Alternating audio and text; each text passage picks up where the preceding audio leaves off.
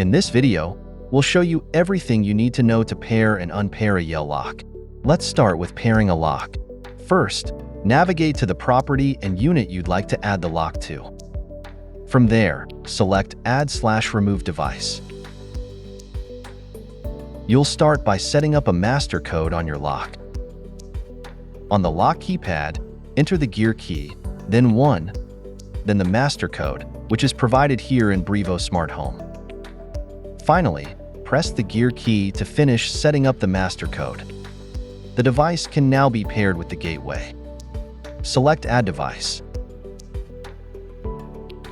When you see the message, Awaiting Device, above the progress bar, it's time to add the lock.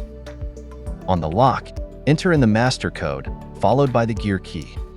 Press 7, and then the gear key again. Press 1, and the gear key one last time. The lock will begin pairing in Brivo Smart Home. Once the process completes, you'll hear a 3-tone confirmation beep. To test the device, select Test/Retest Lock now. Otherwise, skip this step. You'll also see a notification that the lock has been added successfully in Brivo Smart Home. After the lock has been paired, you can edit the name of the device to something descriptive, like front door lock. Remember to save. Next, we'll take a look at the process for removing a lock from your gateway. Navigate to the property that has the lock you'd like to unpair. Select Add/Remove Device. Select the Remove Device button. When the message, Awaiting Device, appears, follow these steps to remove the lock.